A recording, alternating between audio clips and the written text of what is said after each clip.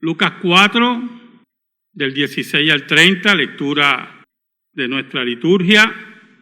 Pasaje en paralelo en Mateo 13, del 55 al 58, y Marcos 6, del 1 al 6. Pero es Lucas el que da más detalles, muchos más detalles. Las reuniones familiares se supone que siempre sean reuniones loables, ¿verdad? Personas que usted no ha visto hace tiempo, personas que usted quiere mucho y quiere saludar. Hay grupos familiares, un % alto, que solamente se ven en funerarias o en algún cumpleaños muy estruendoso. Y mucho más cuando poco a poco los componentes familiares van desapareciendo. Ahora, yo he participado de varias reuniones familiares. Con los años, las mismas se han ido reduciendo por la muerte de familiares. Hace poco murió una prima mía, creo que ella vivía en el área de Orlando, por lo menos en Florida, y estoy hablando que hace 2 semanas, una prima hermana, creyente en Jesucristo. Nunca la volví a ver después de... Hacía 40 años que no la veía. Y fue porque se fue a los Estados Unidos, ¿verdad? Pero lo interesante de nuestras reuniones familiares es que había un toque muy marcado de religión y política. 2 temas inflamables, 2 temas muy peligrosos para discutir en reuniones familiares. Porque hubo un tiempo que mi familia, todo el mundo era del Partido Popular y pues no había ningún problema. Todo el mundo era feliz, Muñoz Marín era Cristo y todas esas cosas. Entonces, no había ningún problema. Pero cuando la diversidad política empezó a llegar, la cosa se puso difícil. Por parte de padre, también éramos todos prácticamente protestantes. Pero por parte de madre había un arcoíris de creencias, ¿verdad? Y cuando se tocaban también esos temas, pues también eran temas inflamables. Entonces, para ser muy sincero, yo no me quedaba atrás, ¿verdad? Porque cada cual es adherente a su idea, por no decir fanático, y discutíamos con pasión, lo cual traía división a la familia. Entonces yo comprendí un día, y se lo comuniqué a mis familiares, que cualquier otra reunión familiar en la cual se iba a discutir política o religión, yo no iba a ir. Porque yo lo que quería era compartir con ellos, no pelear con ellos. Y el problema de esto, escuche bien, hermano, es que posiblemente usted puede tener la resolución de que no importa que discutan, yo no voy a meterme en la discusión. El problema es que si usted tiene, olvídese de la política, ¿verdad? Si usted tiene un compromiso con Jesucristo, ¿oyó? Con su rey, con mi rey, con la monarquía eterna de Jesucristo, y alguien habla mal de Jesucristo, usted no debe quedarse callado. Porque yo estoy muy seguro que si hablan mal de su madre o de su padre, usted no se va a quedar callado. Entonces lo mejor era dejar las discusiones religiosas. Y entonces en una ocasión estábamos en una mesa comiendo y no me acuerdo quién sacó el tema de religión. Entonces cada uno empezó a opinar hasta que llegaron a mí. Y yo repetí lo siguiente. Yo dije, así le dije, que yo no volvía a estas reuniones si se iba a discutir religión o política. Entonces señalé a uno de mis familiares y le dije, tú eres bien fanático de tu punto. Entonces, y me iba a ripostar, no me riposte, porque yo te voy a decir que yo soy fanático también de mi punto. Y yo no voy a ceder, y tú tampoco vas a ceder. Entonces el problema es que la voz se va a seguir alzando, porque como nadie cede, alguien tiene que ganar. Y como tú no oyes razonamiento, y vas a pensar que yo tampoco oigo razonamiento, pues lo mejor no es discutirlo. Y tú, si te quieres ir al infierno, pues no hay ningún problema, ¿entiendes?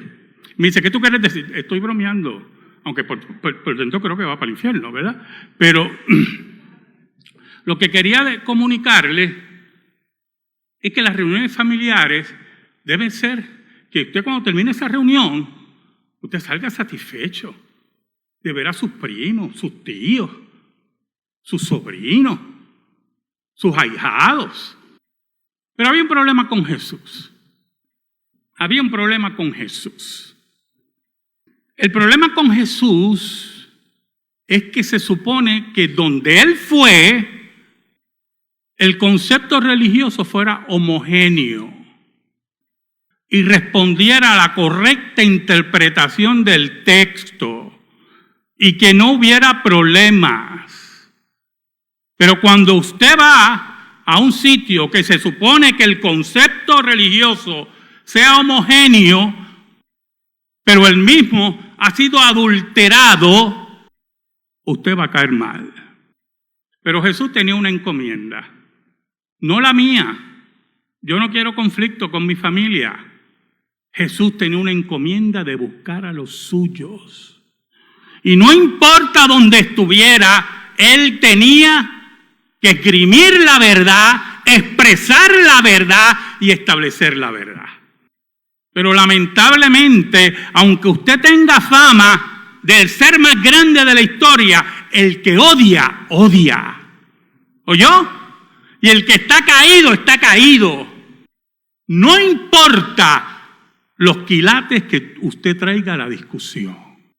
Oramos. Te damos gracias, Señor, porque en tu gran misericordia nos permites exponer tu palabra. Perdónanos, porque te hemos sido infiel, pero tú permaneces fiel. Escóndenos bajo la sombra de la cruz y que tu nombre sea proclamado y que llegue al corazón de los tuyos. Te lo pido, Señor, en el nombre de Jesús. Amén y amén.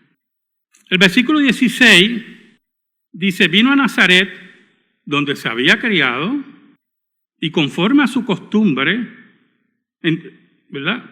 Donde se había criado, y en el día de reposo, entró en la sinagoga, conforme a su costumbre, y se levantó a leer. ¿Sabe, hermano? Esa era la sinagoga que Jesús iba de niño, con su padre. Y cuando ya iba creciendo, seguía asistiendo de costumbre, como buen judío. Pero un día, su ministerio público comenzó y se alejó de Nazaret para predicar que el reino de Dios se había acercado y realizar las señales del reino que establecían ese reino. Por lo tanto, Jesús no era un desconocido. Y como era Jesús, medite conmigo, piense conmigo, y como era Jesús, como no había comenzado su ministerio público, en ningún momento cuando asistía a la sinagoga había controversia. Lo más seguro seguía toda la ceremonia como buen judío, otro leía la ley, la enseñaba, y no había ninguna controversia. Pero cuando comienza su ministerio público, como dicen los muchachos y decimos por ahí, los muñequitos cambiaron. Y ahora era el Mesías que venía a buscar a los suyos. Era el que iba a enfrentar el reino de Satanás y destruir la muerte y la enfermedad. Por lo tanto, la cosa era diferente. Es como todo en la vida, hermano. Usted se casa, tiene hijos, ahora su rol cambia. Son esposos y esposas y padre y madre. Y como padre y madre, se añade a su rol la disciplina y la crianza de sus hijos. Y por lo tanto, usted tiene que ejercerla como debe ser. No puede decir, como otros dicen, ¿verdad? Ese no es problema mío, o que lo críe la escuela. La escuela. Dios nos libre de la escuela. Que no es la escuela que yo estudié, se lo puedo asegurar. No, usted tiene un rol. Y Jesús entró en ese rol a los 30 años. Oiga, y como adulto ya, Jesús toma el libro de la ley en el versículo 17, mire cómo dice, y se le dio el libro del profeta Isaías, y habiendo abierto el libro, halló el lugar donde estaba escrito. Jesús toma el rollo, ¿verdad? Los libros de Moisés y los libros de los profetas eran unos rollos que se abrían, difíciles de leer. ¿oyó? Cuando digo difíciles de leer, es que no tenían versículos, no tenían capítulos, todo estaba junto. Usted tiene que buscar dónde, usted tenía que saber leer de verdad y buscar dónde quería comenzar usted leyendo. Por lo tanto, muchos estudiantes de la ley que querían ser rabinos se sabían el Antiguo Testamento de memoria. La memorización era una práctica muy común en estos tiempos. Ahora yo ni me acuerdo el número de teléfono de mi hija. Tengo que recurrir al celular. Eso es lo malo de estas cosas, que nos pone vagos en el sentido de memorizar.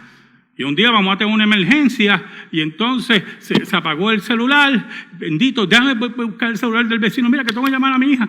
¿Y cuál es el número? Y solamente se acuerda del número del médico que usted ve continuamente. Por eso memorizaban la ley completa, los libros del Antiguo Testamento. Era una cosa increíble, hermanos, una cosa increíble. Y Jesús, que se sabía la ley completa, sabía dónde ir. Oiga, y empieza a leer en el profeta Isaías, versículos 18 y 19. El Espíritu del Señor está sobre mí, por cuanto me ha ungido para dar buenas nuevas a los pobres. Me ha enviado a sanar a los quebrantados de corazón y a pregonar libertad a los cautivos y vista a los ciegos, a poner en libertad a los oprimidos, a predicar el año agradable del Señor. Un pasaje que conocía muy bien el pueblo de Israel, un pasaje que conocían muy bien los rabinos y los maestros de la ley, un pasaje que ellos sabían que anunciaba la llegada del Mesías. Por lo tanto, la comunidad allí reunida, que son como familia de Jesús, en esa gran reunión familiar, que debe ser homogénea, todo el mundo es judío, quieren saber qué Jesús va a decir de eso. Y posiblemente la curiosidad viene porque ellos saben ya de la fama de Jesús, de sus obras en Capernaum. ¿Qué nos puede decir este muchacho? ¿Qué tanto oímos de él? Mire el versículo 20. Y enrollando el libro, le dio al ministro y se sentó, y los ojos de todos en la sinagoga estaban fijos en él. ¿Sabe? Una costumbre en la sinagoga para enseñar era sentarse como un acto de humildad. Que usted se humillaba ante la palabra de Dios y se ponía a la par de sus hermanos. ¿Ok? Y todo el mundo estaba atento a ver qué decía Jesús, qué iba a decir el hijo del carpintero, qué podía aportar este joven. Entonces Lucas procede a un tipo de resumen, porque en el versículo 22 dice, y todos daban buen testimonio de él, y estaban maravillados de las palabras de gracia que salían de su boca y decían, ¿no es este el hijo de José? Pues Lucas te hace una condensación que aparentemente Jesús empieza a enseñar y la gente se empieza a sorprender de su enseñanza. Porque el problema de la enseñanza de Jesús, hermano, el problema de la enseñanza de Jesús, como de todo aquel que está dispuesto a decir la verdad, no importando el costo, es que están oyendo cosas que antes no oían. Porque no hay compromiso de él con el imperio romano o con las enseñanzas de los antiguos padres que posiblemente estaban equivocadas. Jesús, que es el dictador de la ley, sabía decir lo que era la verdad. Y por lo tanto oían cosas que nunca habían oído. Y estaban maravillados de la interpretación que hacía del libro de Isaías. Esa es la importancia de acercarnos al texto y como nos decían los reformadores, principalmente Juan Calvino, que el texto nos hable. Que permitamos que el texto nos hable y que sea el texto el que forme nuestro carácter, nuestra vida, y no nosotros sobre el texto. Mira, hermano, esta semana alguien le comentó a alguien, no es miembro de esta congregación el que hizo el comentario, pero el que lo recibió, si es miembro de esta congregación, vino donde mí. Voy a decir algo, pero tengo que decírselo para que usted vea cómo es la mentalidad del ser humano. Esa persona le dijo que verdaderamente las razones porque Pablo fuera soltero, y usted sabe que Pablo tuvo muchas mujeres ayudadoras, la Biblia las menciona, que lo ayudaban en el ministerio, en las iglesias locales, Y una de las razones es que yo no sé si debo, porque es tan grosero, pero no voy a usar palabras groseras, que había un interés sexual en todo esto. Que había un acercamiento sexual entre Pablo y esas hermanas. Entonces la persona que me lo dice, yo lo miro y le digo, ¿y tú pierdes el tiempo yendo a ese depravado? ¿Tú no entiendes que él quiere imponer al texto su depravación? Que él está buscando justificar en el texto su vida disoluta, su vida contraria a la ley de Dios. Entonces no permite que el texto le hable. Él le quiere hablar al texto de su pecaminosidad, desde su pecaminosidad.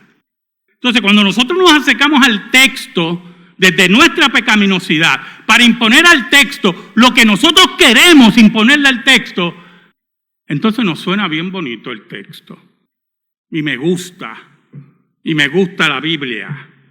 Pero ese era el problema de Jesús, que Jesús no venía a imponerle al texto, Jesús venía a interpretar correctamente el texto. ¿Usted sabe por qué? Porque Él fue el mismo que dio el texto, por el Espíritu de Dios. Por eso le sonaba maravilla a la gente, porque nunca había oído cosas así. A eso es que nosotros nos enfrentamos, lo que acabo de mencionar, todos los días. Lo que pasa es que también estamos rodeados de cobardes, que saben dónde decir las cosas, porque aquí no lo van a decir, yo se lo puedo asegurar. Entonces, mira el versículo 21. Y comenzó a decirle, hoy se ha cumplido esta escritura delante de vosotros. Entonces, cosas que ellos no habían oído. Jesús le está diciendo en pocas palabras, el cumplimiento mesiánico del texto se cumple en mi persona. Entonces, ya la espada del Espíritu está entrando en medio de la sinagoga.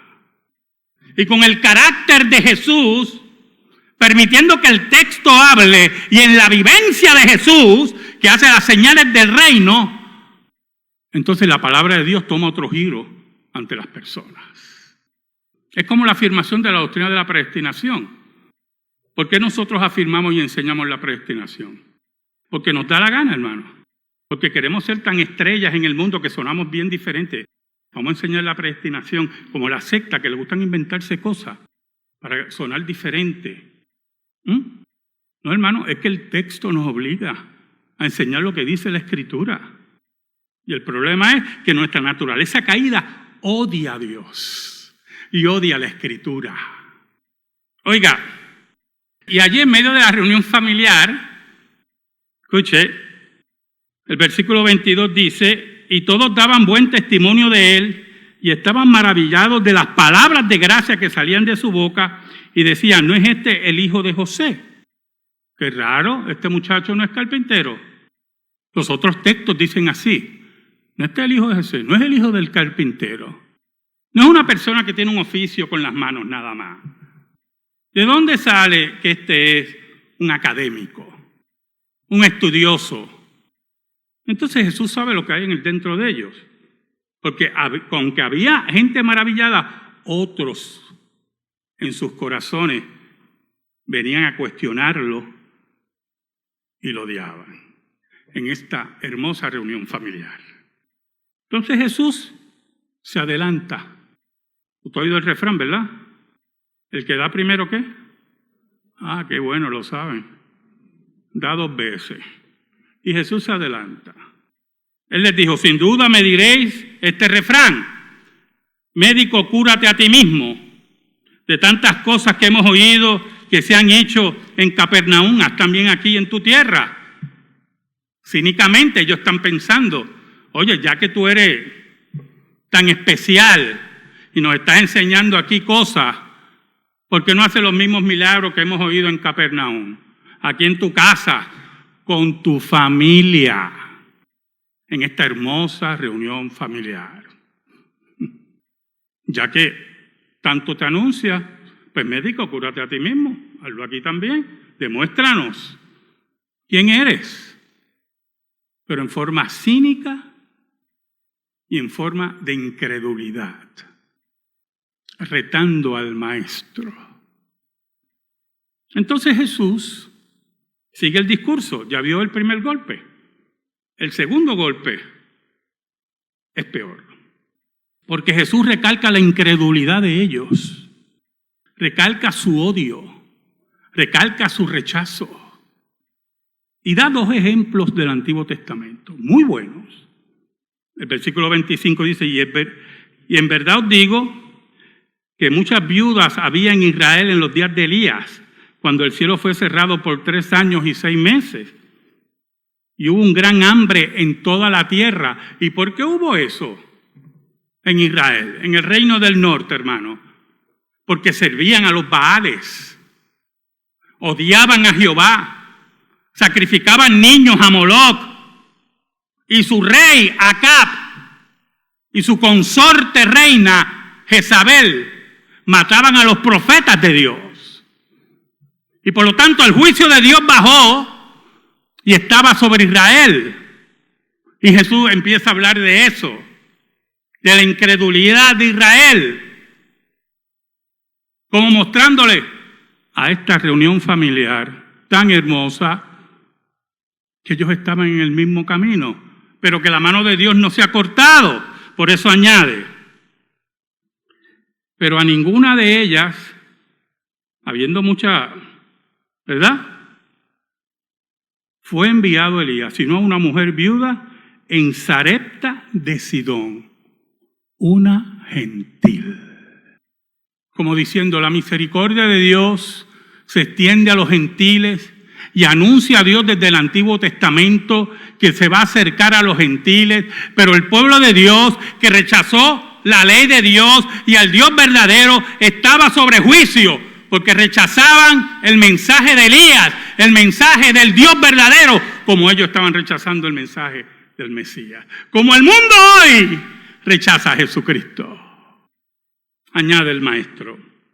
Pero a ninguna de ellas fue enviado Elías, sino a una mujer viuda de Sarepta. Y muchos leprosos había en Israel en tiempo del profeta Eliseo, porque Eliseo sustituye a Elías con doble porción de su poder y llama arrepentimiento a Israel nuevamente.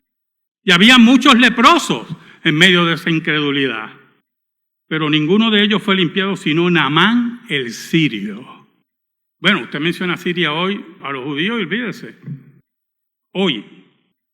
Y le está diciendo a los de la sinagoga, los de la familia, ustedes no creen como ese pueblo. Y están duros como ese pueblo. Y no quieren oír la palabra como ese pueblo. Entonces, ¿qué pasó? Ve cómo son las reuniones familiares. Al oír estas cosas, todos los de la sinagoga se llenaron de ira. De ira. Judíos con ira. Qué peligro, hermano. Se formó un problema serio en la sinagoga. En medio de ellos estaba el Mesías. En medio de ellos estaba Dios encarnado. En medio de ellos estaba el que tenía la fama de levantar muertos, de sanar a los cojos, de darle vista a los ciegos, pero ellos tenían ira contra él. Porque no hay profeta en su propia tierra, decía Jesús. Entonces el alboroto va increciendo. Y en el versículo 29 dice, y levantándose le echaron fuera de la ciudad y le llevaron hasta la cumbre del monte sobre el cual estaba edificada la ciudad de ellos para despeñarle, para tirarlos por el barranco. Así es el odio. El odio va creciendo, empieza con envidia, empieza con, aunque las cosas están bien, usted las ve mal porque es un envidioso, la persona sigue mejorando, entonces usted sigue escalando, porque en última instancia el que está muerto y enfermo es usted que tiene envidia. El otro. Y cuando ya escala y Dios lo bendice, la envidia de usted o la mía se convierte en odio.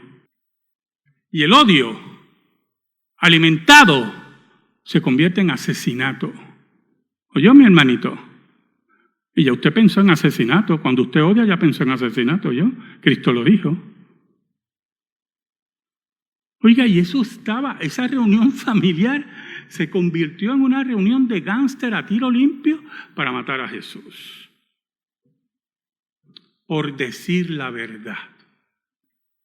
El versículo 30 nos enseña algo muy importante de la soberanía de Dios. Oye, hermano, Jesús iba a morir, pero no ahí.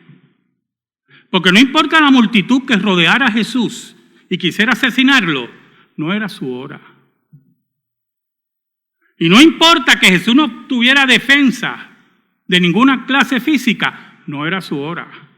Y no importa que algunos fueran familiares o lo conocían, o este muchacho yo lo vi crecer, etcétera. Todas esas frases que uno usa, ¿verdad? Esto yo lo vi cuando chiquito, desde la cuna, etcétera. No le importa.